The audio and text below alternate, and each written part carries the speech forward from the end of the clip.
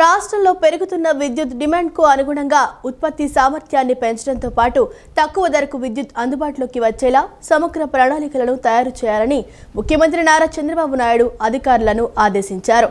రాష్ట్రంలోని 130 రిజర్వాయర్ల వద్ద pumped storage energy ప్రాజెక్టుల ఏర్పాటుకు ఉన్న అవకాశాలు, సాధ్య అసాధ్యాలపై అధ్యయనం చేయాలన్నారు. సౌర విద్యుత్ ఉత్పత్తిని వీలైనంత మేర పెంచాలని సీఎం చంద్రబాబు ఆదేశించారు. పీఎం సూర్యఘర్ కింద 6 లక్షల సోలార్ కనెక్షన్లను సెప్టెంబర్ నాటికి ఇన్స్టాల్ చేసేలా చర్యలు తీసుకోవాలని సూచించారు. రాష్ట్ర సచివాలయంలో విద్యుత్ శాఖపై సీఎం చంద్రబాబు సమీక్షించారు. ఈ సందర్భంగా సీఎం చంద్రబాబు మాట్లాడుతూ పోలవరం వద్ద పంపుడు స్టోరేజ్ ప్రాజెక్టు ఏర్పాటుపై వచ్చిన ప్రతిపాదన ప్రస్తావనకు వచ్చిన సందర్భంలో ముఖ్యమంత్రి ఈ సూచన చేశారు. ఈ మేరకు అధ్యయనం చేయడంతో పాటు ఎకనామిక్ ఫిజిబిలిటీపై స్టడీ చేయాలన్నారు. ఇక ఈ ఏడాది వర్షాభావ పరిస్థితులు ఉన్నందున వివిధ రిజర్వాయర్లు, ప్రాజెక్టుల్లో విద్యుత్ ఉత్పత్తి కష్టసాధ్యం కావచ్చనే అంశాన్ని ప్రస్తావిస్తూ విద్యుత్ ఉత్పత్తికి ఇబ్బందులు తలెత్తకుండా ముందస్తు చర్యలు చేపట్టాలని స్పష్టం చేశారు. రాష్ట్రంలో పారిశ్రామికీకరణ వేగం పుంజుకోవడంతో పాటు ప్రతి 6 ఏళ్లకు విద్యుత్ వినియోగం రెట్టింపు అవుతుందని, దానికి అనుగుణంగా ఉత్పత్తి సామర్థ్యాన్ని పెంచే ప్రణాళికలు రూపొందించాలని ముఖ్యమంత్రి ఆదేశించారు. అదే సమయంలో విద్యుత్ పంపిణీ నష్టాలను మరింత తగ్గించే చర్యలు చేపట్టాలని సూచించారు. పౌర విద్యుత్ ఉత్పత్తిని వీలైనంత మేర పెంచాలని సీఎం చంద్రబాబు ఆదేశించారు. పీఎం సూర్యఘర్ కింద 6 లక్షల సోలార్ కనెక్షన్లను సెప్టెంబర్ నాటికి ఇన్స్టాల్ చేసేలా చర్యలు తీసుకోవాలని పేర్కొన్నారు. నాన్ సూర్యఘర్ కింద మరో 3 లక్షల కనెక్షన్లను త్వరితగతిన ఏర్పాటు చేయాలన్నారు. వీటితో పాటు మరో 10 లక్షల కనెక్షన్ల కోసం కేంద్రానికి దరఖాస్తు చేయాలని చెప్పారు. ఇక కుసుమ్ పథకం కింద లక్ష్యాన్ని పూర్తి చేస్తూనే అదనంగా 2000 మెగావాట్ల సామర్థ్యం కోసం కేంద్రాన్ని కోరాలని సీఎం సూచించారు. సోలార్, విండ్, పంప్డ్ స్టోరేజ్ వంటి వనరులను సమన్వయం చేసుకుని తక్కువ ధరకు నిరంతర విద్యుత్తు అందించే వ్యవస్థను రూపొందించాలని సూచించారు. దీంతో పాటు విద్యుత్తు కొనుగోలు ధరను ఈ ఏడాది యూనిట్కి ₹4.60 తగ్గించేలా చర్యలు తీసుకోవాలని సీఎం తెలిపారు. 2029 నాటికి యూనిట్ విద్యుత్తు కొనుగోలు ధరను ₹4 తీసుకురావాలని అధికారులకు దిశానిర్దేశం చేశారు. తక్కువ ధర విద్యుత్తు కొనుగోలుతో పాటు పవర్ స్వాపింగ్, కుసుమ్, సూర్యఘర్, పునరుత్పాదక విద్యుత్, స్టోరేజ్ వంటి వివిధ మోడళ్లను ఇంటిగ్రేట్ చేయాలన్నారు. రాష్ట్రంలోని 6 విద్యుత్ సంస్థలకు పనితీరు ఆధారంగా రేటింగ్ విధానం తీసుకురావాలని సీఎం సూచించారు. రాయలసీమ, ప్రకాశం జిల్లాల వర్షాభావ ఫ్లోరైడ్ బాధితుల దశాబ్దాల కలను నెరవేరుస్తూ పూల సుబ్బయ్య వెలుగొండ ప్రాజెక్టు మొదటి విడత పనులను పూర్తి చేసి ఈ ఆగస్టు చివరి నాటికే నల్లమల్ల సాగర్కు నీటిని విడుదల చేయటమే ప్రభుత్వ ప్రధాన లక్ష్యమని రాష్ట్ర జలవనరుల శాఖ మంత్రి నిమ్మల రామానాయుడు స్పష్టం చేశారు. కొల్లం వాగు వద్ద 80,000 క్యూబిక్ మీటర్ల అత్యంత కష్టతరమైన మట్టి తొలగింపు పనులను పూర్తి చేసి ఛానల్ను సిద్ధం చేశారని మంత్రి తెలిపారు. మార్కాపురం కలెక్టరేట్లో వెలుగొండ ప్రాజెక్టు పనుల పురోగతి, నిర్వాసితుల పునరావాసం, ప్యాకేజీ, మౌలిక వసతులు మరియు ముంపు గ్రామాల ప్రజల తరలింపుపై దేవాదాయ శాఖ మంత్రి ఆనం రామనారాయణ రెడ్డి, జిల్లా కలెక్టర్ ఎం విజయ సునీతలతో కలిసి మంత్రి ఉన్నతస్థాయి సమీక్షా సమావేశం నిర్వహించారు. ఈ సందర్భంగా మంత్రి నిమ్మల రామానాయుడు మాట్లాడుతూ గతంలో నిలిచిపోయిన వింగ్స్, సీసీ వాల్స్ వంటి కాంక్రీట్ పనులను మే 2026 నాటికి విజయవంతంగా పూర్తి చేయడం జరిగిందని తెలియజేశారు. టెన్నెల్ 2లో మిగిలి ఉన్న 7 కిలోమీటర్ల లైనింగ్ పనులను నాన్ స్టాప్గా పూర్తి చేస్తూ ప్రస్తుతం కేవలం 150 మీటర్ల బ్యాలెన్స్ పనులతో మొత్తం 19 కిలోమీటర్ల లైనింగ్ ముగింపునకు తీసుకురావడం జరిగిందన్నారు.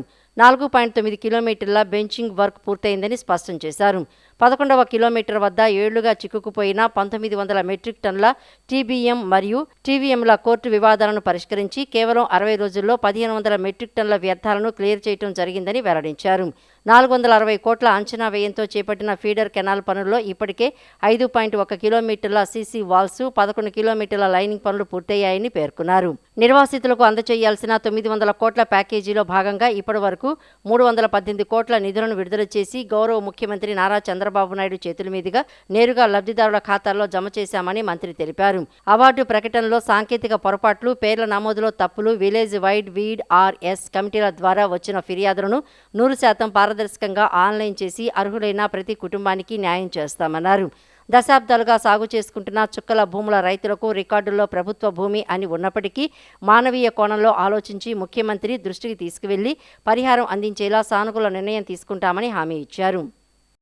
ప్రాంతీయ విమాన కనెక్టివిటీని మరింత బలోపేతం చేయడంతో పాటు దేశంలోని టైర్ 2, టైర్ 3 నగరాలను ప్రధాన విమాన కేంద్రాలతో అనుసంధానం చేయటమే కేంద్ర ప్రభుత్వ లక్ష్యమని కేంద్ర మంత్రి రామ్మోహన్ నాయుడు తెలిపారు. విజయవాడ వారణాసి నేరుగా విమాన సర్వీసు ప్రారంభం ఆంధ్రప్రదేశ్ విమానయాన రంగంలో మరో కీలక ముందడుగు అని ఆయన పేర్కొన్నారు. ఆంధ్రప్రదేశ్ ప్రజలకు మరో కీలక విమాన కనెక్టివిటీ అందుబాటులోకి వచ్చింది. విజయవాడ అంతర్జాతీయ విమానాశ్రయం నుంచి పవిత్ర కాశీనగరం వారణాసికి నేరుగా విమాన సర్వీసు గురువారం ప్రారంభమైంది. కేంద్ర పౌర విమానయాన శాఖ మంత్రి కింజారపు రామ్మోహన్ నాయుడు ఈ నూతన విమాన సర్వీసులను వర్చువల్గా ప్రారంభించారు. విజయవాడ వారణాసి మధ్య నేరుగా విమాన సర్వీసులు ప్రారంభం కావడం ద్వారా ఆంధ్రప్రదేశ్ ప్రజలకు కాశీయాత్ర మరింత సులభతరం కానుంది. ఈ వర్చువల్ ప్రారంభోత్సవ కార్యక్రమంలో పాల్గొన్న రామ్మోహన్ నాయుడు మాట్లాడుతూ ప్రాంతీయ విమాన కనెక్టివిటీని మరింత బలోపేతం చేయడంతో పాటు దేశంలోని టైర్ 2, టైర్ 3 నగరాలను ప్రధాన విమాన కేంద్రాలతో అనుసంధానం చేయడమే కేంద్ర ప్రభుత్వ లక్ష్యమని తెలియజేశారు. విజయవాడ వారణాసి నేరుగా విమాన సర్వీసు ప్రారంభం ఆంధ్రప్రదేశ్ విమానయాన రంగంలో మరో కీలక ముందడుగని ఆయన పేర్కొన్నారు. విమాన ప్రయాణాన్ని ప్రజలకు మరింత అందుబాటులోకి తీసుకురావడం, ప్రయాణ సమయాన్ని తగ్గించడం, ఆధ్యాత్మిక పర్యాటకాన్ని ప్రోత్సహించడం ద్వారా ఈ కొత్త సర్వీసు ప్రజలకు మరింత ప్రయోజనం చేకూర్చనుంది.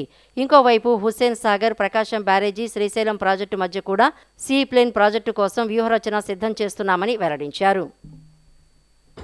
ఈరోజు ప్రత్యేకంగా శ్రావణ మాసం మొదలవుతున్నటువంటి రోజు నాడు మనకి వారణాసి ఏదైతే ఆధ్యాత్మికంగా ప్రపంచంలో ఉన్నటువంటి హిందువులందరికీ కూడా ఒక ప్రధానమైనటువంటి కేంద్రం ఉందో అలాంటిది మన బెజవాడ కనకదుర్గమ్మ అలాగే కాశీ విశ్వనాథ్ బాబా వీళ్ళిద్దరినీ కూడా కలిపే విధంగా ఈ కొత్త రూట్ని మన విజయవాడ నుంచి ప్రారంభించడం నాకు ఎంతో ఆనందంగా ఉంది. ఎప్పటికప్పుడు నేను విజయవాడ వచ్చినప్పుడు ప్రాథమికంగా ఈ యొక్క రూట్ కోసం మరి బాలశౌరి గారు కానీ, చిన్ని గారు కానీ, వెంకట్రావు గారు కానీ, అలాగే అక్కడ ఉన్నటువంటి చాలా మంది ఈ రోడ్ని ప్రారంభించాలని పదే పదే వాళ్ళు కోరడంతో నేను కూడా ఇండిగోకి చెప్పిన తర్వాత వాళ్ళు ఆ రిక్వెస్ట్ని స్వీకరించి ఈరోజు ప్రారంభించారు. దానికి మన ఇండిగో వారికి కూడా ప్రత్యేక అభినందనలు తెలియజేస్తున్నాను.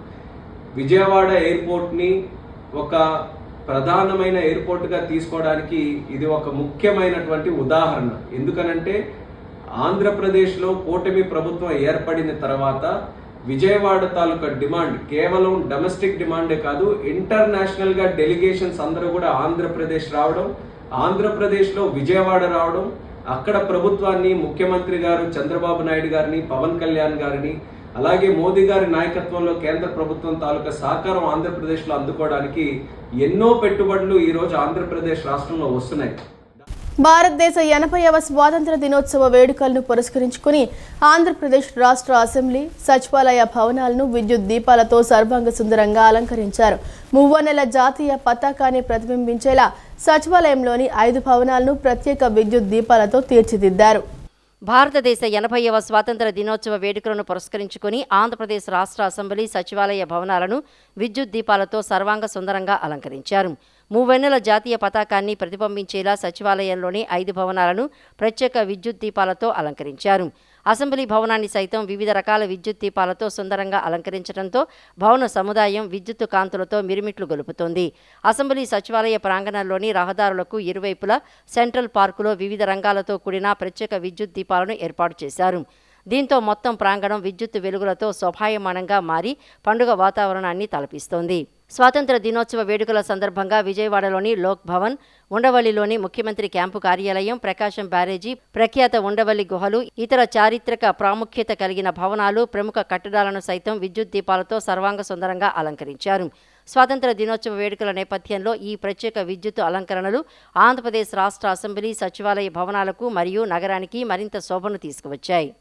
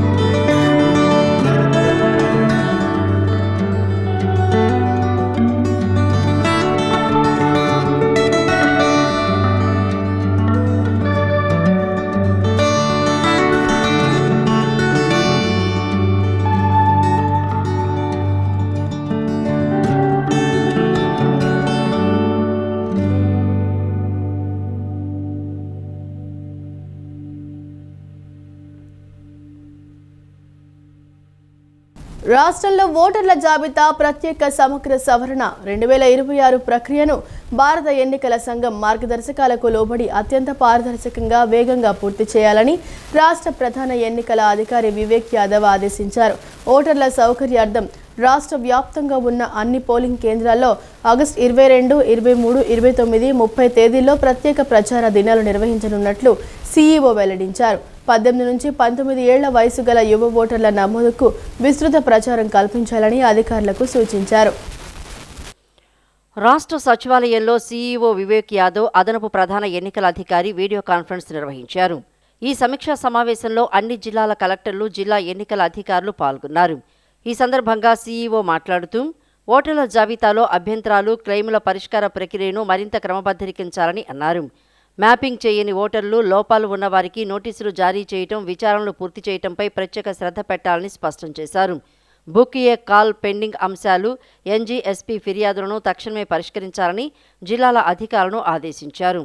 ఓటర్ల సౌకర్యార్థం రాష్ట్ర వ్యాప్తంగా ఉన్న అన్ని పోలింగ్ కేంద్రాల్లో ఆగస్టు 22, 23, 29, 30 తేదీల్లో ప్రత్యేక ప్రచార దినాలు నిర్వహించనున్నట్లు సీఈఓ వెల్లడించారు. ఈ నిర్ణీత ప్రచార దినాల్లో బూత్ స్థాయి అధికారులు, రాజకీయ పార్టీల ప్రతినిధులు పోలింగ్ కేంద్రాల్లోనే స్వయంగా అందుబాటులో ఉండి పౌరులకు ఓట్ల నమోదు, ఫార్ముల పూర్తిపై మార్గదర్శకత్వం వహిస్తారని పేర్కొన్నారు. చట్టపరమైన నిబంధనలు పాటిస్తూ ఈ ప్రక్రియను పారదర్శకంగా ముగించాలన్నారు. 18, 19 ఏళ్ల వయసు గల యువ ఓటర్లు నమోదుకు 18, 19 ఏళ్ల వయసు గల యువ ఓటర్ల నమోదుకు విస్తృత ప్రచారం కల్పించాలని అధికారులకు సూచించారు. ఇందుకోసం అన్ని కళాశాలలు, ఉన్నత విద్యా సంస్థల్లో ప్రత్యేక శిబిరాలను ఏర్పాటు చేసి అర్హులైన ప్రతి ఒక్కరికి ఓటు హక్కు కల్పించేలా చర్యలు చేపట్టాలని జిల్లా ఎన్నికల అధికారులను ప్రధాన ఎన్నికల అధికారి ఆదేశాలు జారీ చేశారు. ప్రసిద్ధ పుణ్యక్షేత్రం ఇంద్రకీలాద్రిపై వెలసిన కనకదుర్గమ్మ ఆలయంలో భక్తులకు కొత్త భద్రతా నిబంధనలను ఆలయ అధికారులు అమల్లోకి తీసుకొచ్చారు. ఆలయ ప్రాంగణంలోకి మొబైల్ ఫోన్లపై పూర్తి స్థాయిలో నిషేధిస్తూ నిర్ణయం తీసుకున్నారు. స్కానింగ్ పాయింట్ వద్ద కొత్త భద్రతా గేట్ ఏర్పాటు చేశారు. స్కానింగ్ తర్వాత మొబైల్ ఫోన్ లోపలికి వెళ్లకుండా కఠినంగా తనిఖీలు చేయనున్నారు. విజయవాడ ఇంద్రకీలాద్రిపై భక్తులకు కొత్త భద్రతా నిబంధనలను ఆలయ అధికారులు అమల్లోకి తీసుకువచ్చారు.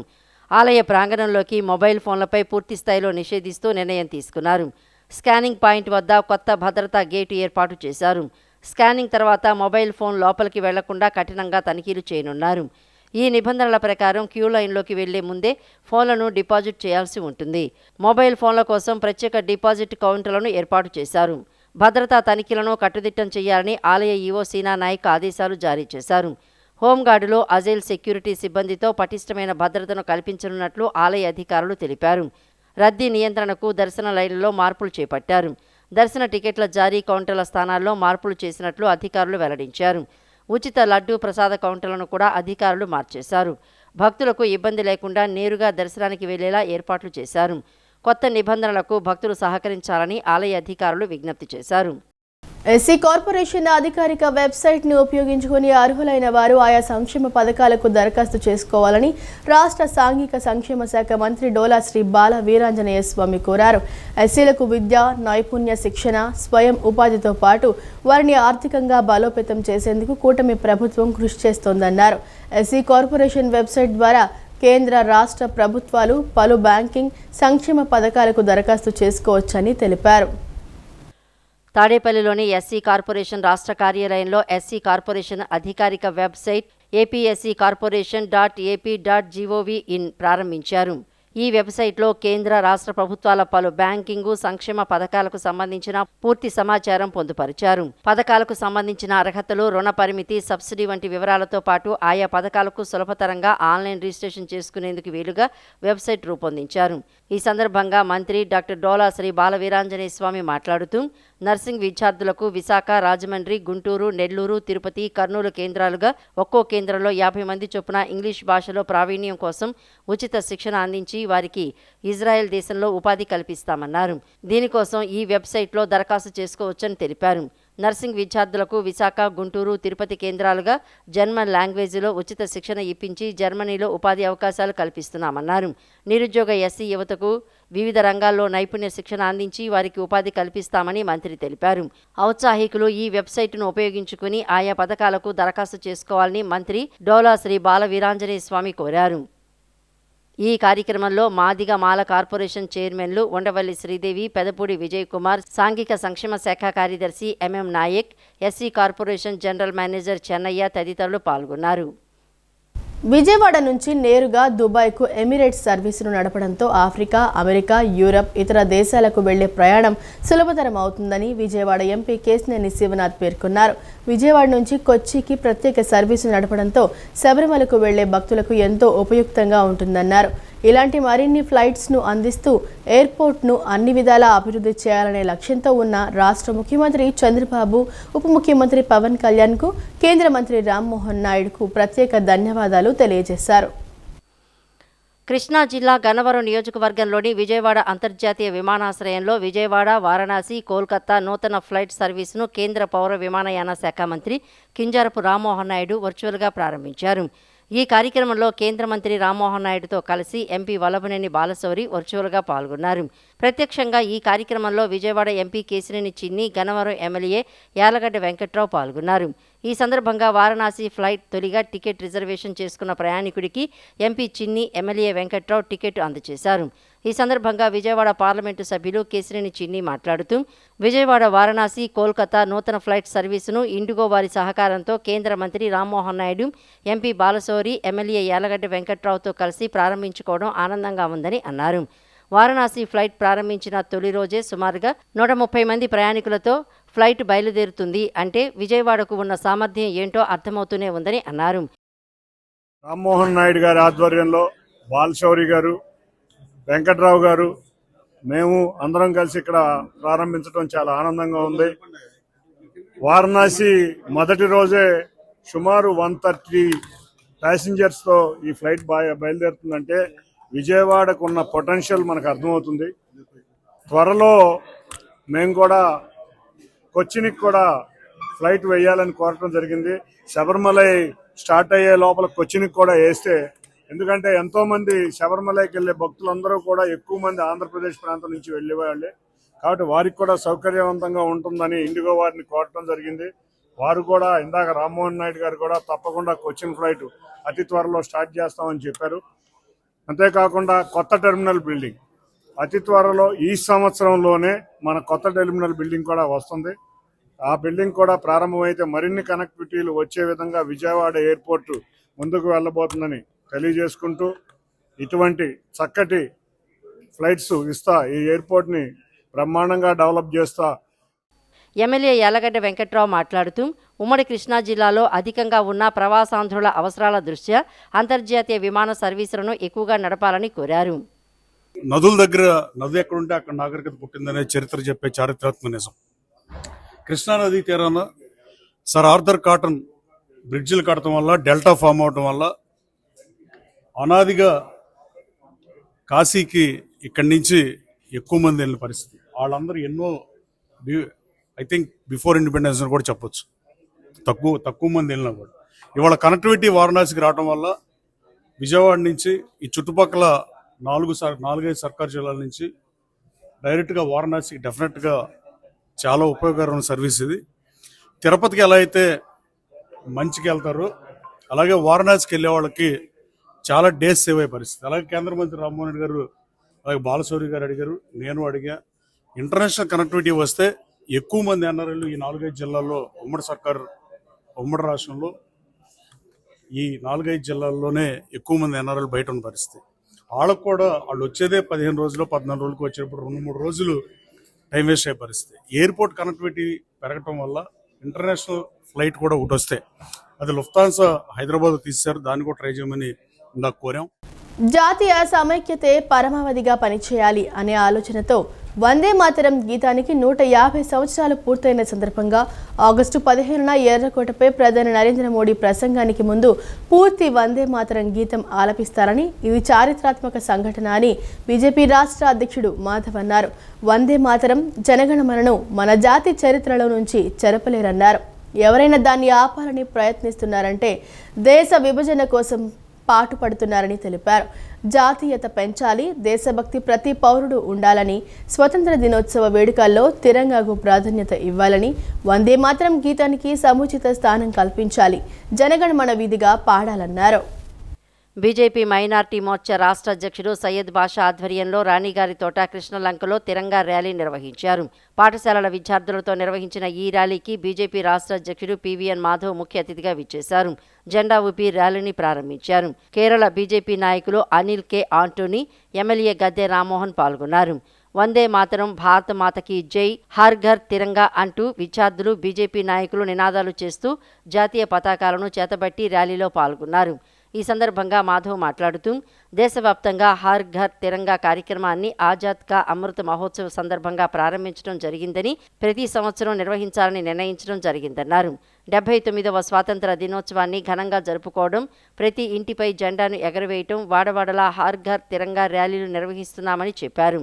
ఏ వందే మాతరం అయితే భారతదేశాన్ని కలిపి ఉంచిందో, ఏ వందే మాతరం కారణంగా బెంగాల్ విభజన కాకుండా ఆగిపోయిందో, అటువంటి వందే మాతరాన్ని 1947 తర్వాత ఖండిత వందే మాతరానికి సరైన గౌరవం ఇవ్వకపోవడం వల్ల విభజనవాదం ఇంకా ఉందని స్పష్టమైందన్నారు. వాడవాడలా జాతీయ జెండా పట్టుకొని ఊరేగించడం లాంటి కార్యక్రమాలు చేస్తున్నాం. ఇవాళ నరేంద్ర మోడీ గారి నేతృత్వంలో ఒక చారిత్రాత్మక నిర్ణయం తీసుకోవడం జరిగింది.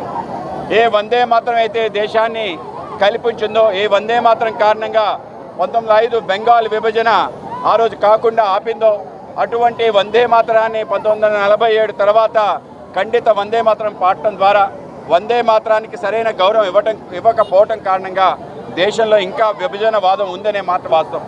కనుక ఇవాళ అందరిలో కూడా సమైక్యత నింపాలి, జాతీయ సమైక్యతే పరమావధిగా పనిచేయాలి అని చెప్పి ఆలోచనతో వందే మాతరం 150 సంవత్సరాలు పూర్తయిన సందర్భంగా రేపు ఎర్రకోటపై నరేంద్ర మోడీ గారి యొక్క ప్రధానమంత్రి ఉపన్యాసం ముందు పూర్తి వందే మాతరం పాడటం ఏదైతుందో ఇది గొప్ప చారిత్రాత్మక సంఘటన.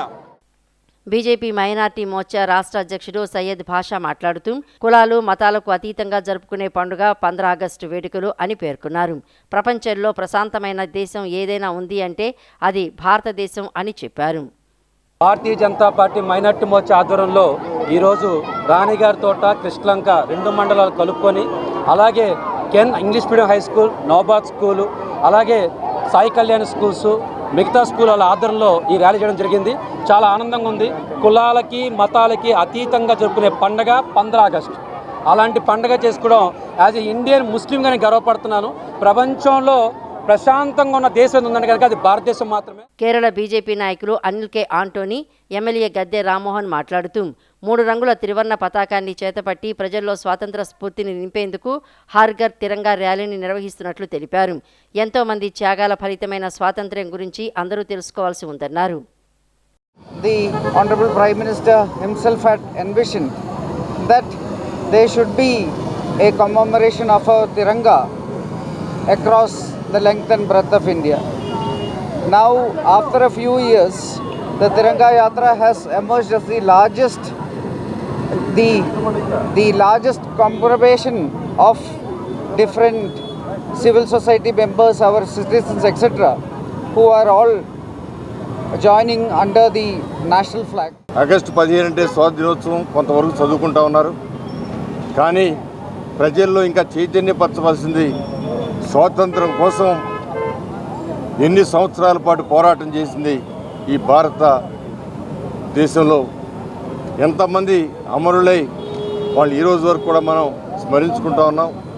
అంతమంది త్యాగాల ఫలితమైన ఈ స్వాతంత్రాన్ని మన రాబో జనరేషన్స్ కూడా, పుట్టిన వాళ్ళందరికీ కూడా దీని గురించి ఒక స్వాతంత్ర స్ఫూర్తిని కలిగించాలనే ఉద్దేశంతో ఈ రోజున ఈ ర్యాలీలు, అదేవిధంగా ఉత్సవాలు 80 సంవత్సరాలు పూర్తవుతున్న సందర్భంలో మరి 5 రోజులు బట్టి ప్రత్యేకమైన కార్యక్రమాలు తీసుకుని 10వ తారీఖు నుంచి 15వ తారీఖు వరకు చేపడుతున్న మరి బీజేపీ పార్టీ కూడా నేను మనస్ఫూర్తిగా కృతజ్ఞత. గత ప్రభుత్వ హయాంలో అభివృద్ధి పనులకు బదులుగా కేవలం సంక్షేమ పథకాల బటన్ నొక్కడంపైనే దృష్టి పెట్టారని గన్నవరం ఎమ్మెల్యే యార్లగడ్డ వెంకట్రావు విమర్శించారు. ప్రస్తుతం ముఖ్యమంత్రి చంద్రబాబు నాయుడు, ఉప ముఖ్యమంత్రి పవన్ కళ్యాణ్ కేంద్ర ప్రభుత్వ సహకారంతో రాష్ట్రాన్ని తిరిగి అభివృద్ధి బాట పట్టిస్తున్నామని తెలిపారు. రానున్న 2.5 ఏళ్లలో గన్నవరం నియోజకవర్గంలో అభివృద్ధి అజెండాతో మరింత వేగంగా పనిచేస్తామని స్పష్టం చేశారు. డిఎస్సిపై ఆరోపణలు చేస్తున్న వారు ముందుగా ఆధారాలు చూపాలని, రాష్ట్ర ప్రభుత్వం చేపట్టిన ఉద్యోగ నియామకాలు, అభివృద్ధి పెట్టుబడులపై బహిరంగ చర్చకు తాను సిద్ధమని సవాల్ విసిరారు. కృష్ణా జిల్లా బాపులపాడు మండలం మడిచెర్ల గ్రామంలో 2 ఏళ్ల నమ్మకం అభివృద్ది సంక్షేమం కార్యక్రమాన్ని ఏపీ ప్రభుత్వ విప్ గన్నవరం ఎమ్మెల్యే యార్లగడ్డ వెంకట్రావు నిర్వహించారు. కృష్ణా జిల్లా టీడీపీ అధ్యక్షుడు వీరంకి వెంకట గురుమూర్తి, జనసేన నియోజకవర్గ సమన్వయకర్త చలమలశెట్టి రమేష్, కూటమి నాయకులు కార్యకర్తలతో కలిసి ఇంటింటికి వెళ్లి ప్రభుత్వం 2 ఏళ్లలో అమలు చేసిన సంక్షేమ పథకాలు, చేపట్టిన అభివృద్ది పనులను కరపత్రాల ద్వారా ప్రజలకు వివరించారు. అనంతరం WDC PMKSY 2.0 నిధులతో 49.4 లక్షల వ్యయంతో పునరుద్దరించిన మడిచెర్ల ధర్మ కోనేరు చెరువు అభివృద్ది పనులను ప్రారంభించారు. ఈ సందర్భంగా యార్లగడ్డ వెంకట్రావు మాట్లాడుతూ గన్నవరం నియోజకవర్గం ఈశాన్య ప్రాంతంలో ఉన్న మడిచెర్ల గ్రామం గతంలో అభివృద్దికి దూరంగా ఉండేదని అన్నారు. గతంలో పలువురు ప్రజాప్రతినిధులు ప్రాతినిధ్యం వహించినా గ్రామానికి ఆశించిన స్థాయిలో అభివృద్ది జరగలేదన్నారు. 2019లో తాను గ్రామాన్ని సందర్శించిన సమయంలోనూ 2024 ఎన్నికల ప్రచారంలోనూ గ్రామంలోని ఎస్సీ కాలనీకి సుమారు 70 ఏళ్లుగా రహదారి సౌకర్యం లేదని ప్రజలు తన దృష్టికి తీసుకువచ్చారని తెలిపారు. తాను ఎమ్మెల్యేగా గెలిచిన వెంటనే రహదారి నిర్మాణానికి నిధులు మంజూరు చేయిస్తానని ఇచ్చిన హామీని నెరవేర్చామని చెప్పారు. మడిచెర్ల గ్రామం ఈ నియోజకవర్గానికి ఈశాన్యంలో ఉండే ఈ గ్రామం అభివృద్ధికి ఆమడ దూరంలో గతంలో నూజివీడు నియోజకవర్గంలో ఉన్న మంత్రులుగా ఉన్న అరాకొరా పనులే జరిగి అభివృద్ధికి దూరంగా విసిరివేయబడ్డ ఒక మూల ఉండే ఊరుగా మిగిలిపోవడం బాధండి. నేను ఆ రోజు చెప్పే 2019లో ఆ రోడ్డు కూడా నేనే ఇప్పించా. తర్వాత మొన్న గెలిచిన తర్వాత ఈ గ్రామంలో నాకు మైనస్ వచ్చిన ఆ రోజు ఎన్ఆర్జీఎస్ ఫండ్స్ మొత్తం అన్నీ కలిపి 10 కోట్ల రూపాయలు వచ్చినా నాకు 84 గ్రామాలు ఉంటే ఈ గ్రామం చిన్న గ్రామం అయినా ఈ గ్రామంలో ఎస్సీ కాలనీకి 70 సంవత్సరాల నుంచి రోడ్డు లేదని నేను ప్రచారంలో అడిగితే ఎన్నికల ప్రచారంలో ఎట్టి పరిస్థితుల్లో నేను గెలవగానే ఏపిస్తానని చెప్పాను. గతంలోనే పోటీ చేసినప్పుడు కానీ మధ్యలో కానీ బండారుగూడెం కానీ చాలా గ్రామాల్లో నా సొంత డబ్బులతో రోడ్లు. ఉత్కంఠ భరితంగా సాగిన విజయవాడ జవహర్ ఆటోనగర్ సర్వీస్ సొసైటీ ఎన్నికల్లో అన్నే నాగేశ్వరరావు ప్యానెల్ సభ్యులు ఘన విజయం సాధించారు. మొత్తం 13 వార్డుల్లో 3వ వార్డు 13వ వార్డు గతంలోనే ఏకగ్రీవం కాగా మిగిలిన 12 వార్డులను అన్ని ప్యానెల్ సభ్యులు క్లీన్ స్వీప్ చేశారు. 5 కార్యవర్గ సభ్యులు కూడా 300 మెజారిటీతో గెలుపొందారు. ఆటోనగర్ ఐలా చైర్మన్ గా అన్నే శివనాగేశ్వరరావు, వైస్ చైర్మన్ గా సుంకర దుర్గా ప్రసాద్, కార్యదర్శిగా అబ్దుల్ కలాం, సంయుక్త కార్యదర్శిగా పంచుమర్తి ప్రసాదరావు, కోశాధికారిగా కత్తిక నాగేశ్వరరావు తిరుగులేని విజయాన్ని కైవసం చేసుకున్నారు. అఖండ విజయాన్ని అందించిన ప్లాట్ ఓనర్లకు కృతజ్ఞతలు తెలిపారు. ఇచ్చిన హామీ ప్రకారం మొదటగా తాగునీటి సదుపాయం కల్పిస్తామని తెలిపారు. విజయవాడ జవహర్ ఆటోనగర్ ఐలా సర్వీస్ సొసైటీ ఎన్నికలు నిన్న ఉత్కంఠభరితంగా జరిగాయి. ఎన్నికల్లో అన్నే శివనాగేశ్వరరావు ప్యానెల్ అభ్యర్థులు ఘన విజయం సాధించారు. మొత్తం 13 వార్డు సభ్యులకు 11 మంది విజయం సాధించారు. 13 వార్డు సభ్యులు రాజగోపాల్ టి రాజు గతంలో ఏకగ్రీవంగా ఎన్నికయ్యారు. మొదటి నుంచి అన్నే శివనాగేశ్వరరావు అభ్యర్థులు అందరూ గెలుపుపై ధీమాగా ఉన్నారు. ఉదయం 8 గంటల నుంచి మధ్యాహ్నం 3 గంటల వరకు పోలింగ్ జరిగింది. 1186 ఓట్లకు 883 ఓట్లు పోలయ్యాయి. 74.45% పోలింగ్ నమోదైంది. సాయంత్రం 4 నుంచి రాత్రి 8:30 వరకు ఓట్ల లెక్కింపు ప్రక్రియ సాగింది. ఐలా కమిషనర్ కె బాబ్జీ, ఎన్నికల అధికారి బి దొరబాబు ఆధ్వర్యంలో సిబ్బంది ఓట్లను లెక్కించారు. 13 వార్డులు ఏకగ్రీవం కాగా ఎన్నికలు జరిగిన 11 వార్డుల్లో శివనాగేశ్వరరావు ప్యానెల్ సభ్యులు గెలిచారు. చైర్మన్ అభ్యర్థి అన్నే శివనాగేశ్వరరావు ప్రత్యర్థి ఎండి ఇర్ఫాన్పై 292 ఓట్ల మెజారిటీ సాధించారు. వైస్ చైర్మన్ అభ్యర్థి సుంకర దుర్గా ప్రసాద్ గంటా సాయివర ప్రసాద్పై 308 ఓట్ల మెజారిటీ సాధించారు. కార్యదర్శి అబ్దుల్ కలాం, ఏటీఏ అధ్యక్షుడు రాజనాల వెంకట రమణారావు బాబ్జీపై 311 ఓట్ల మెజారిటీ సాధించారు. అందరూ అభ్యర్థుల కంటే కలాం అధిక మెజారిటీ సాధించారు. కోశాధికారి కత్తిక శివనాగేశ్వరరావు పి మాల్యాద్రిపై 307 ఓట్ల మెజారిటీ సాధించారు. సంయుక్త కార్యదర్శి పంచుమర్తి ప్రసాదరావు షేక్ మునీర్ అహ్మద్పై 299 ఓట్ల మెజారిటీ సాధించారు. అన్నే శివనాగేశ్వరరావు ప్యానెల్ మద్దతుదారులు స్వీట్లు పంచుతూ బాణాసంచా కాలుస్తూ సంబరాలు చేసుకున్నారు. విజేతలకు పూలమాలలు వేసి అభినందనలు తెలిపారు. ఏపీఐఐసి కార్యాలయం నుంచి 100 అడుగుల మీదుగా సుంకర దుర్గప్రసాద్ షెడ్డు వరకు శివనాగేశ్వరరావు ప్యానెల్ సభ్యులు విజయోత్సవ ర్యాలీ నిర్వహించారు. చైర్మన్ అన్నే శివనాగేశ్వరరావు, వైస్ చైర్మన్ సుంకర దుర్గాప్రసాద్, కార్యదర్శి అబ్దుల్ కలాం, కోశాధికారి కత్తిక శివనాగేశ్వరరావు, సంయుక్త కార్యదర్శి పంచుమర్తి ప్రసాదరావు మాట్లాడుతూ తమ అభ్యర్థులను గెలిపించిన ఓటర్లకు కృతజ్ఞతలు తెలిపారు. కార్మికవాడ అభివృద్ధికి కృషి చేస్తామని ఈ సందర్భంగా పేర్కొన్నారు. ఫస్ట్ మా చైర్మన్ కానీ మేము కానీ అందరూ పాలకవర్గం కూర్చొని మంచినీళ్ళ మీద 100% మంచినీళ్ళ ప్రయత్నం చేస్తాము. రెండో విషయం ఏంటి, ఎన్నికలంటే ఇప్పుడు పోటీ ఉంటుంది, ప్రత్యర్థి ఉంటారు కానీ ప్రత్యర్థులు అభ్యర్థులు ఉన్నారు, ప్రత్యర్థులు ఉండకూడదు. మా మీద లేనిపోయిన దుష్ప్రచారం బోల్డ్ చేశారు. ఆ దుష్ప్రచారాలన్నీ ప్రజలు ఓట్లేసి మమ్మల్ని గెలిపించింది వాళ్ళకి బుద్ధి వచ్చేట్టు చేశారు. ఎందుకంటే ఇది మంచి పద్ధతి కాదు. మేము ఒక్కళ్ళు కూడా ఒక చిన్న పొరపాటు కూడా మా సభ్యులు కానీ మేము కానీ మా మేనేజ్మెంట్ ఎవరు కూడా ఏ వ్యక్తిని ఒక పొన్నెత్తి ఒక మాట్లాడటం కానీ వాట్సాప్లో మా గ్రూపులో కానీ పెడతాం కానీ మేము చేయలేదు. మేము ఓన్లీ ఓటు వరకు అడిగాం, ఓటు వరకు పని చేసుకున్నాం. ఎప్పుడైనా సరే ఈసారి అయితే ఇంకోసారి అయినా ఎప్పుడైనా కానీ ఏ మనిషిని వేసి తప్పులు ప్రచారం చేస్తే వాడు ఎవడో గెలవలేడు. మంచిగా ఓటు అడిగి మంచిగా మనం పని చేస్తే మనకు ఓటేస్తారు. మొదలుపెట్టిన కాడి నుంచి 3 గంటల వరకు కూడా ఓటర్ మహాశయులు అందరూ వచ్చి వారు తమ ఓటు హక్కును వినియోగించుకున్నారు. 880 మంది ఓటు చేశారు. దాంట్లో మా యొక్క ఆఫీస్ బేరర్లో 5గురు కూడా గెలుపొందడం జరిగింది. నేను అన్నే శివనాగేశ్వరరావు, అదేవిధంగా పౌండ్రి ప్రసాద్ దుర్గాప్రసాద్ గారు, ట్రెజరర్ కత్తి శివనాగేశ్వర గారు, అదేవిధంగా సెక్రటరీ మా అబ్దుల్ కలాం గారు, ఎంతో సీనియర్ నాయకుడైన మా పంచుమతి ప్రసాద్ గారు 5గురు గెలుపొందడం జరిగింది. ఏకగ్రీవంగా 2 వార్డులు మేము అంతకుముందే మాకు ఏకగ్రీవం అయినాయి. మేము గెలిచాము అనే అహంకారం లేకుండా ఆటోనగర్లో ఈరోజు చూసుకుంటే చాలా మురికివాడగా ఉంది.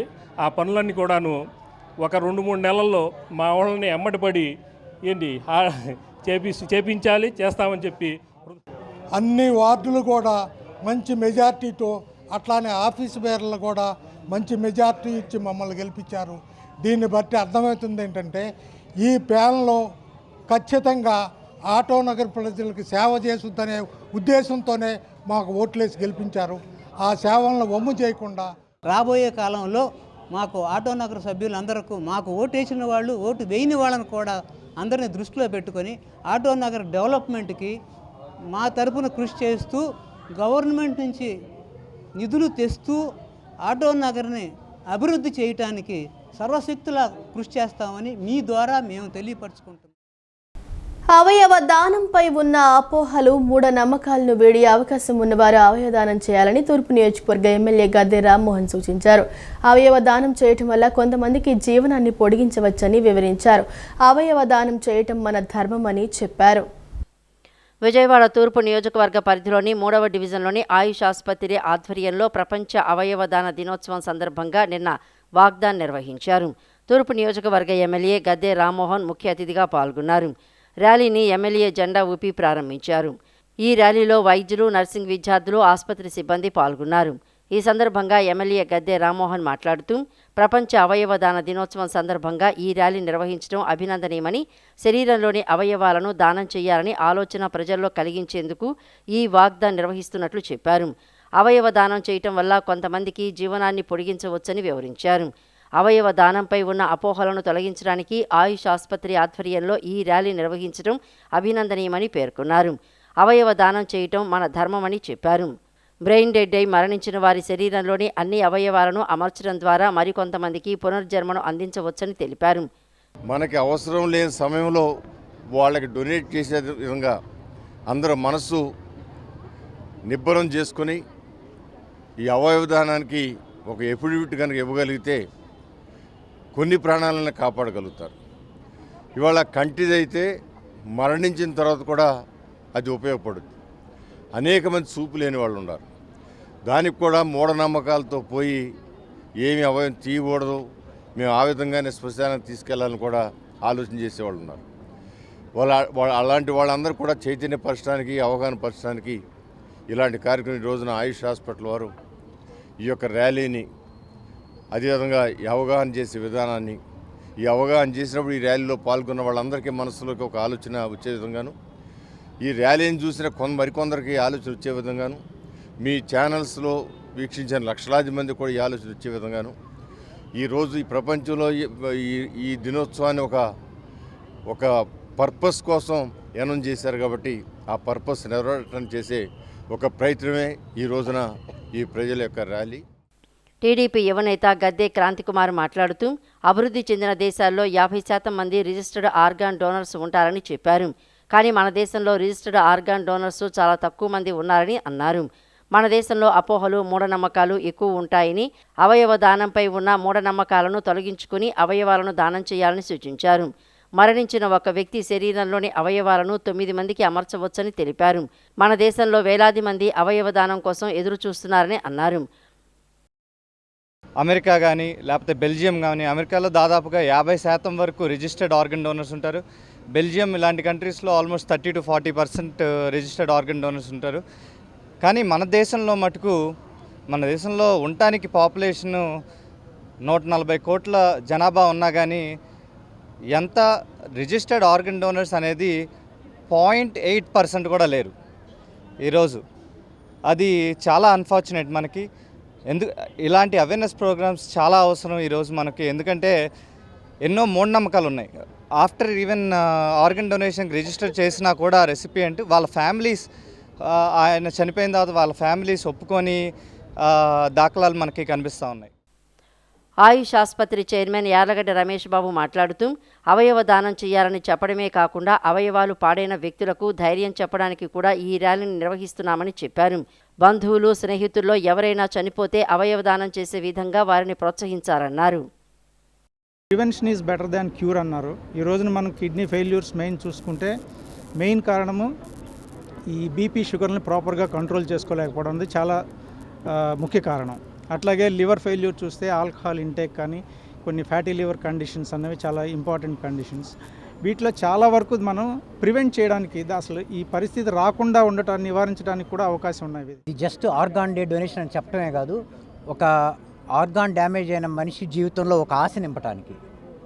సో అట్లా వాళ్ళకు ఒక పర్సన్కి ఆర్గాన్ డ్యామేజ్ అయిందంటే ఒక జీవితమే కాదు, ఒక కుటుంబం ఎఫెక్ట్ అవుతూ ఉంటుంది.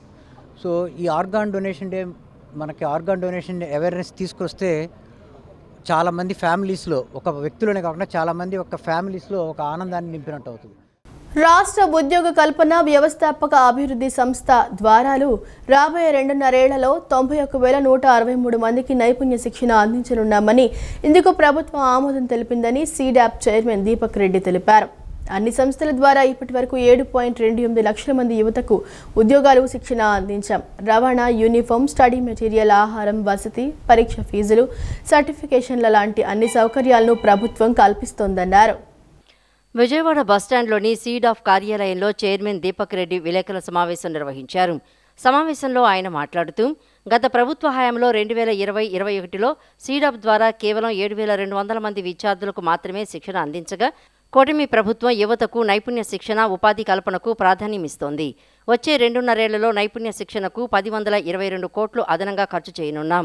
రాష్ట్ర నైపుణ్యాభివృద్ధి సంస్థ, నైపుణ్యాభివృద్ధి కేంద్రాలు, సీడాప్, న్యాక్ తదితర సంస్థ ద్వారా పెద్ద ఎత్తున శిక్షణ కార్యక్రమాలు నిర్వహిస్తున్నాం. అన్ని సంస్థల ద్వారా ఇప్పటి వరకు 7.28 లక్షల మంది యువతకు ఉద్యోగాలు, శిక్షణ అందించాము. రవాణా, యూనిఫామ్, స్టడీ మెటీరియల్, ఆహారం, వసతి, పరీక్ష ఫీజులు, సర్టిఫికేషన్ల లాంటి అన్ని సౌకర్యాలను ప్రభుత్వం కల్పిస్తోంది. ఇతర ప్రాంతాల్లో ఉద్యోగాలు పొందే యువతకు సైతం ప్రభుత్వం వసతి, మార్గదర్శనం అందిస్తోంది. ఉద్యోగంలో చేరిన తర్వాత 6 నెలల పాటు పరిస్థితిని పర్యవేక్షించే వ్యవస్థను ఏర్పాటు చేశామని తెలియజేశారు. 11,37,000 కోట్ల వర్త్ ఆఫ్ ప్రాజెక్ట్స్ ఆల్రెడీ మన రాష్ట్రంలో గ్రౌండ్ అవటం జరిగింది. 10 లక్షలు పైగా కమిట్మెంట్ ఆఫ్ జాబ్స్ కూడా ఈ కంపెనీస్ ఇవ్వటం జరిగింది. సో దీని ద్వారా ఇప్పటికొచ్చిన ఇన్వెస్ట్మెంట్ కమిట్మెంట్స్ ద్వారా, అంటే ఆల్రెడీ గ్రౌండ్ అయిన కమిట్మెంట్స్ ద్వారా దాదాపు 29,404 కోట్లు ప్రభుత్వానికి ఆదాయం కూడా దీనివల్ల వస్తామని చెప్పి జరుగుతుంది. ఈ 2 సంవత్సరాలు 2 మంత్స్లో దాదాపు టోటల్ ప్రాజెక్ట్ కమిట్మెంట్స్, సో అన్ని కంపెనీలు మేము ఇన్వెస్ట్ చేస్తాము అని చెప్పిన ఫిగరు దగ్గర 23 లక్షల కోట్లు అని చెప్పి మనకి అర్థమవుతూ ఉంది. వాళ్ళు ఇచ్చిన కమిట్మెంటు 24 lakh జాబ్స్. సో ఇప్పటిదాకా ప్రభుత్వం అయితే ఏముంది, ప్రైవేట్ అయితే ఏముంది, ఈ స్కిల్ సెక్టర్స్ మేము పనిచేసే స్కిల్లింగ్ డిపార్ట్మెంట్స్ అన్నీ అయితే ఏముంది, అన్ని డిపార్ట్మెంట్స్ కలిపి యాజ్ ఆఫ్ డేట్ 7,28,347 ఉద్యోగాలు ఇప్పటిదాకా ఇవ్వటం జరిగింది. ఏ కింద ఈ జరుగుతూ ఉంది ఈ ట్రైనింగ్ ప్రోగ్రామ్స్ అని అంటే, ఐటీఐస్ 517 ఐటీఐలో ఈ ప్రోగ్రామ్ ట్రైనింగ్ జరుగుతూ ఉంది. ఇండస్ట్రీకి అవసరమైన స్కిల్స్ మనము వాళ్ళకి ఇచ్చి ఇండస్ట్రీలో ప్లేస్మెంట్ ఇవ్వడం జరుగుతుంది. కాబట్టి అన్ని ఆర్గనైజ్ సెక్టార్లో వాళ్ళకి ప్లేస్మెంట్ ఇవ్వడం జరుగుతుంది. ఈ కార్యక్రమంలో టోటల్గా స్టూడెంట్స్ని మొబిలైజ్ చేసిన దగ్గర నుంచి ప్లేస్మెంట్ ఇచ్చేంత వరకు ఉన్నటువంటి అన్ని యాక్టివిటీస్ ఏవైతే ఉన్నాయో అన్నీ కూడా ఉచితంగా ఇవ్వడం జరుగుతుంది. ఈ కార్యక్రమాన్ని ప్రాజెక్ట్ ఇంప్లిమెంటింగ్ ఏజెన్సీస్ ద్వారా ఇంప్లిమెంట్ చేయడం జరుగుతుంది. గతంలో 26 ప్రాజెక్ట్ ఇంప్లిమెంటింగ్ ఏజెన్సీస్ ఉన్నాయి. వాటిని ఇప్పుడు మనము ప్రస్తుతము 79 ప్రాజెక్ట్ ఇంప్లిమెంటింగ్ ఏజెన్సీస్ ఉన్నాయి. వాటిని 150 పైగా ప్రాజెక్ట్ ఇంప్లిమెంటింగ్ ఏజెన్సీస్ కూడా పెంచుతున్నాము. స్వాతంత్ర దినోత్సవ full dress rehearsals Amaravati parade grounds లో గురువారం అంగరంగ వైభవంగా జరిగింది. డీజీపీ హరీష్ కుమార్ గుప్తా పర్యవేక్షించారు. ప్రోటోకాల్ అనుసరించి సమయాన్ని అనుసరించి కార్యక్రమాన్ని నిర్వహించడం జరిగింది. 25 శాఖలకు సంబంధించిన ప్రగతిని వివరించే శకటాల ప్రదర్శన జరిగింది. 80వ స్వాతంత్ర దినోత్సవ full dress rehearsal Amaravati parade గ్రౌండ్స్లో గురువారం అంగరంగ వైభవంగా జరిగింది. Police inspector general B Rajakumari chief coordinating ఆఫీసర్గా కొనసాగుతున్న ఈ కార్యక్రమంలో Guntur police superintendent Vakul Jindal police సమన్వయ అధికారిగా వ్యవహరిస్తున్నారు. పేరెడ్ కమాండర్గా వైఎస్ఆర్ జిల్లా ప్రొద్దుటూరు ఏఎస్పీయు విభూ కృష్ణ వ్యవహరిస్తూ ఉండగా పేరెడ్ సెకండ్ ఇన్ కమాండ్గా 14వ battalion assistant commandant S Mahaboob Basha, parade అడ్జస్టెంట్గా 14వ బెటాలియన్ ఇన్స్పెక్టర్ టి రాఘవేంద్ర వ్యవహరిస్తున్నారు. 80వ స్వాతంత్ర దినోత్సవ కార్యక్రమంలో మొదటి కంటింజెంట్గా కర్నూలు ఏపీఎస్సీ 2వ బెటాలియన్, 2వ కంటింజెంట్గా కాకినాడ ఏపీఎస్సీ 3వ బెటాలియన్, 3వ కంటింజెంట్గా కర్ణాటక స్టేట్ పోలీస్, 4వ కంటింజెంట్గా సెంట్రల్ రిజర్వ్ పోలీస్ ఫోర్స్, 5వ కంటింజెంట్గా విజయనగరం ఏపీఎస్సీ 5వ బెటాలియన్, 6వ కంటింజెంట్గా విశాఖపట్నం ఏపీఎస్సీ 16వ బెటాలియన్, 7వ కంటింజెంట్గా బాలుర ఎన్సీసీ, 8వ కంటింజెంట్గా బాలికల ఎన్సీసీ, 9వ కంటింజెంట్గా రాష్ట్ర సాంఘిక సంక్షేమ రెసిడెన్షియల్ స్కూల్స్, 10వ కంటింజెంట్గా భారత్ స్కౌట్స్ అండ్ గైడ్స్, 11వ కంటింజెంట్గా రెడ్ క్రాస్ సొసైటీ, 12వ కంటింజెంట్గా ఏపీ సైనిక్ వెల్ఫేర్ శాఖ ప్రదర్శనలో పాల్గొన్నాయి. కృష్ణా జిల్లా మండలంలోని కొయ్యగూరపాడులో నివాసముంటున్న వృద్ధ దంపతులు దోనిపూడి ఉదయభాస్కర్ రావు కృష్ణకుమారి ఇంట్లో గురువారం రాత్రి చోరీ జరిగింది. బాధితుల కథనం ప్రకారం వృద్ధ దంపతులు భోజన అనంతరం ఇంట్లో టీవీ చూస్తున్నారు. అప్పటికే ఓ గుర్తు తెలియని వ్యక్తి వారికి తెలియకుండా ఇంట్లో పడక గదిలోకి ప్రవేశించాడు. కొద్దిసేపు టీవీ చూసిన తర్వాత వృద్ధుడు ఉదయభాస్కర్ రావు మందులు వేసుకుని నిద్రపోవటానికి పడక గదిలోకి వెళ్లిపోతున్నారు. ఈ క్రమంలో గుర్తు తెలియని వ్యక్తి మంచం కింద నక్కి ఉన్నాడని గ్రహించి ఎవరు నువ్వు అంటూ గట్టిగా కేక వేసి గది తలుపు మూసి గడియ పెట్టారు. ఈలోగా అతడి భార్య చుట్టుపక్కల వారిని పిలుచుకురాగా జనం వచ్చేలోపే గుర్తు తెలియని వ్యక్తి గదిలో ఖాళీగా ఉన్న కిటికీ ఏసీ అద్దం పగలగొట్టి వెళ్లిపోయాడు. అనంతరం వృద్ధ దంపతులు గదిలోకి వెళ్లి బీరువా తెరిచి చూడగా 12 కాసుల బంగారు ఆభరణాలు, కొంత నగదు చోరీకి గురైనట్లు వారు చెబుతున్నారు. ఉంగుటూరు పోలీసులకు సమాచారం అందించగా ఎస్ఐ యు గోవింద్ సంఘటనా స్థలాన్ని పరిశీలించి ఏం జరిగిందో ఆరా తీశారు. ఫోన్ చేసి నేను లోపలికి బెడ్రూమ్లోకి పుల్కోటాకి వెళ్ళిపోయాను. 10:09 అయ్యింది. ఈమెమో అంట్లు తోముకుంటాను బయట.